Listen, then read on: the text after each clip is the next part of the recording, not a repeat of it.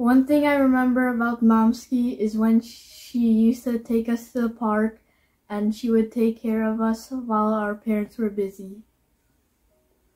I remember when Momski came to Canada and she helped me prank Dadsky by putting salt in his candy and we all started laughing. Momski, wherever you are, papasalamat ako sa time na nagpunta kayo dito, inalagaan niyo yung mga bata.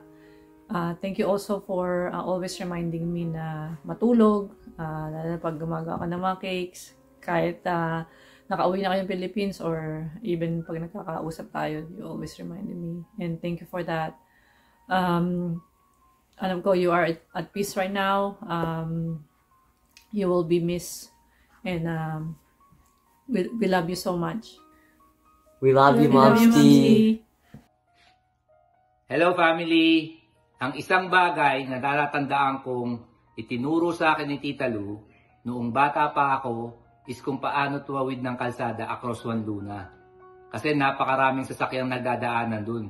Sinisigurado lang niya na pag tatawid ako, I can do it safely, na lumilingon ako sa kaliwat kanan para na-anticipate ko yung mga nagdadaan ng mga jeepney. Pero later on, naalala ko kung bakit niya ako tinuruan ng ganun. Para masundo ko pala si Day at saka si Don. Para hindi na siya tatawid, ako na pipick up doon sa dalawa.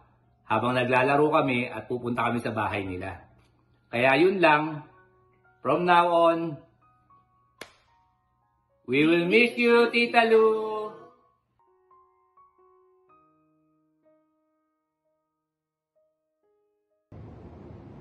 Tita Lu, alam mo ba, ikaw ang unang-unang nag-greet sa akin ng happy birthday ngayong taon.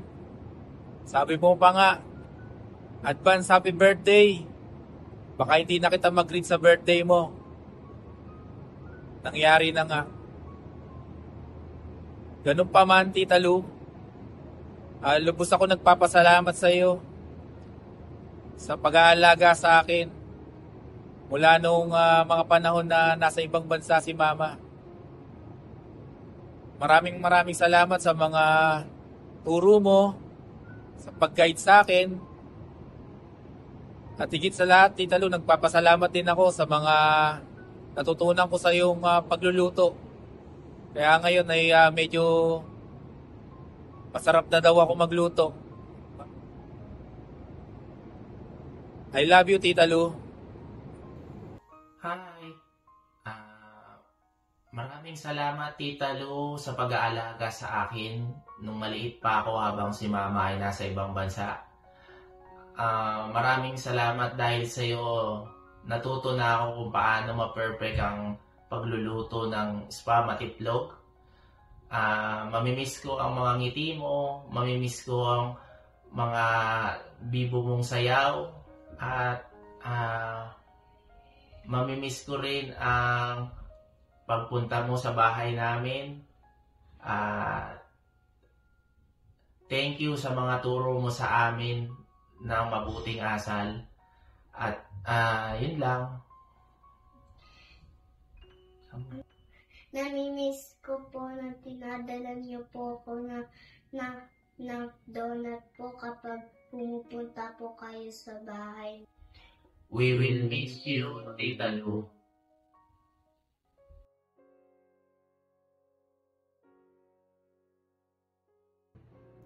It was really sad news for me to hear about Tita Lu's passing, but I will always remember her for how joyful she was, how positive she was, and the love that she always gave me as a child. And whenever I'd come back to the Philippines, I'll miss her so much. I'm really saddened that her light is no longer with us, but I'll always have her memories with me, and I'm just thankful that I've had such a great aunt like her in my life. Si Tita Lu, sa lahat ng titas, siya lang yung kaya naming biru-biruin. Kasi alam namin, hindi siya magagalit o maiinis sa aming lahat. At hindi ko makalimutan sa kanya yung lahat ng effort na ginagawa niya at kung paano niya kami asikasuhin lahat. Mula nung mga bata pa kami hanggang ngayon may mga pamilya na rin kami. incident sa sobrang asikaso niya sa amin. Akala niya, pagkain niya nabitbit niya, yung pala yung mga basurang pinagkainan namin habang nasa biyahe kami. Tita Lu, thank you for everything. We love you and we appreciate you. Alam mo yan. We love you so much and we will miss you. Hi everyone. Ang masasabi ko kay Tita Lu ay napakasayahin niyang tao na sa konting panahon na pagkakakilala ko sa kanya,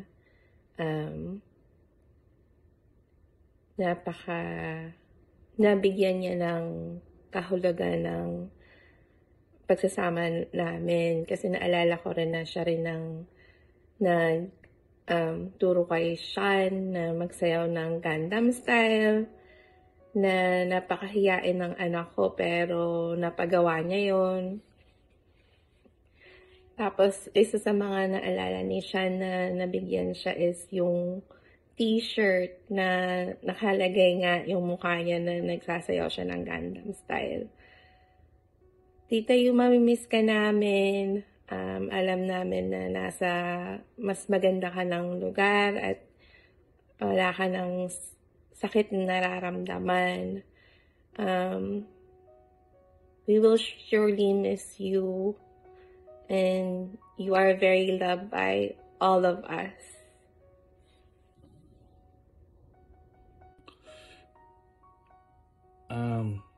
Hello. Naalala ko lang dati,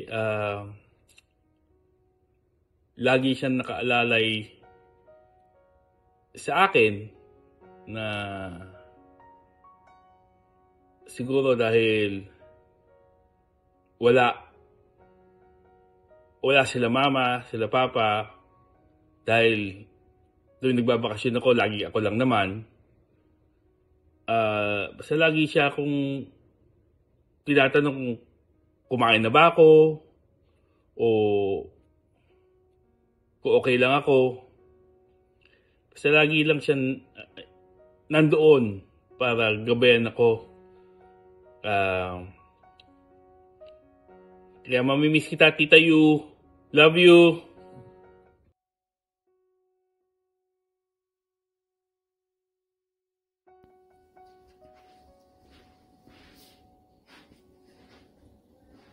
Hello, naalala niyo ba ito? Binigay siya sa akin 17 years ago. You know, pero I'll keep it forever. Pamaypay siya, nakalimutan kong dalhin sa Philippines, pero nandito pa rin siya, buhay pa. Naalala ko kay Tita Lu, she was very much masayahin, very cheerful, joyful, mahilig sumayaw, yan, pag may karaoke, may party sa bahay ng nanay, yan, present siya lagi at nagsasayaw, kumakanta, saka generous siya sa mga pamangkin, lahat nireregaluhan niya, yun. Si Lu, very soon, she will be with the Lord. At pagkasama niya ng Panginoon, wala ng pain and sufferings, sickness. Kaya tayong mga Christians ay magsipag-rejoice dahil makakapiling niya na ang Diyos. So, ang good memories ko kay Lu, tinreat niya ako sa Saturday Night Fever, sa sine, sa Greece. Then after that, tinreat niya ako sa, nauuso pa lang yun sa Evergotesco, sa mga shake at saka yung waffle, may hotdog sa loob. Yun. Ayun, saka ginagawa niya na yung, pag sinusundo niya ako sa Abad Santos nung grade 3 ako, nakikita niya na yung artwork na kailangan i-submit namin for the following day. So, siya na gumagawa ng artwork ko. Kaya meron na ako ipapas the following day. Ayun. Homework. Oo. We'll miss you, Tita Lu. Take care, everybody. Bye. Bye. Hi, family. It's me, Joanne. So, for Ninang Lu, Ninangski, When I was little, I used to call her my manager. Kasi akala nila mag-artista ako. And nahilig ako sa spaghetti because of her.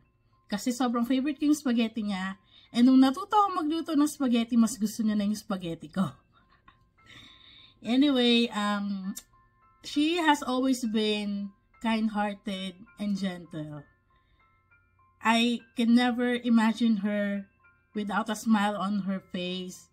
Sobrang saya niyang kasama. She always makes fun, jokes, ganyan.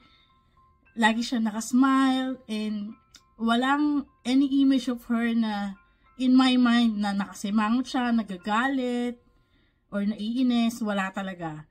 And I will always remember her with a smile. And ang pinaka natutunan ko sa kanya, always be yourself.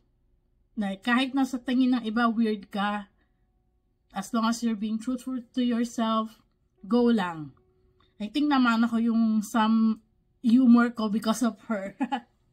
But really, Nina, mamimiss kita. Sobra, mahal na mahal kita. And I know you're at peace. Farewell.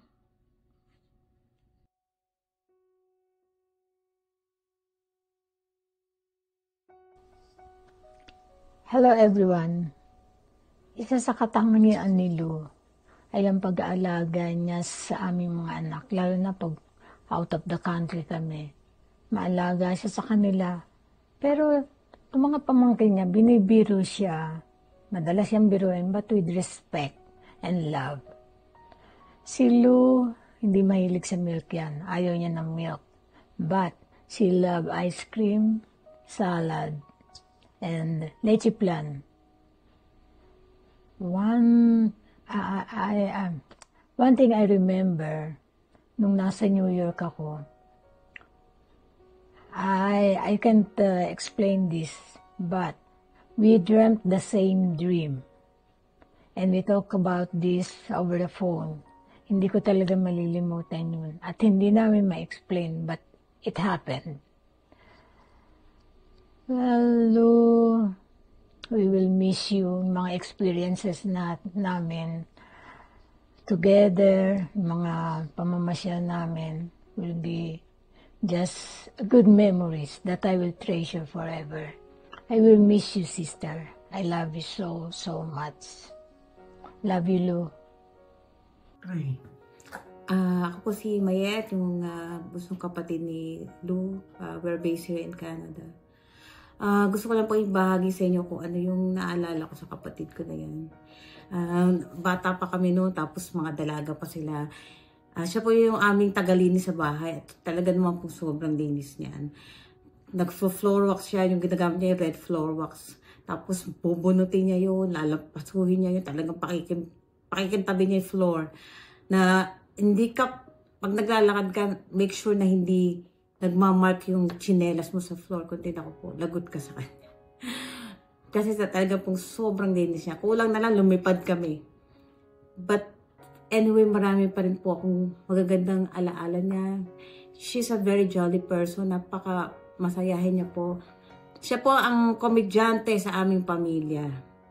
Napakasimpleng mag-joke pero talagang nakakatawa po siya. She's the life of the party lagi. At saka yung mga pamangkin ko, gusto siya binibiro kasi hindi po siya napipikon eh. Talaga pong napaka-masayahin niyang tao. Napakarami ko pang gustong i-share pero kulang pong aking oras. Pero gusto ko lang pong malaman yun na talaga pong ako, ngayong oras ito talaga lungkot na lungkot ako sa pagkawala niya kasi hindi namin siya makakasama eh. Pero natutuwa din po ako, I rejoice po talaga. Because I know that she is with the Lord. Because she accepted the Lord Jesus Christ as her Lord and Savior. Meron po siyang promise assurance of salvation. Kasi sabi nga po, for God so loved the world that He gave His only begotten Son, and whoever believes in Him shall not perish but have everlasting life. At yung pong promise na yun ng Panginoon na nasa Kanya na ngayon. She is with the Lord face to face. And she's in the perfect place. There are no more tears, no more sorrows, no more pains, no more suffering, no more sickness. She is in the perfect place sa piling ng ating Panginoon. Kaya when the time na the Lord took her home, talaga pong direct flight siya sa heaven. Wala pong ayan, walang layover na 9 days or 40 days. Diretso po siya ngayon, nasa Panginoon siya. Kapiling niya ang Lord ngayon, face to face, and to God be the glory. So, kapatid na Lu, mamimiss kita. I will miss you so much. At sana, in my own little way, na ipadama ko sa'yo kung gaano ka namin kamahal, kung gaano ka takamahal, kapatid. I will miss you. I love you very much. I love you. Maraming salamat. Yun lamang po.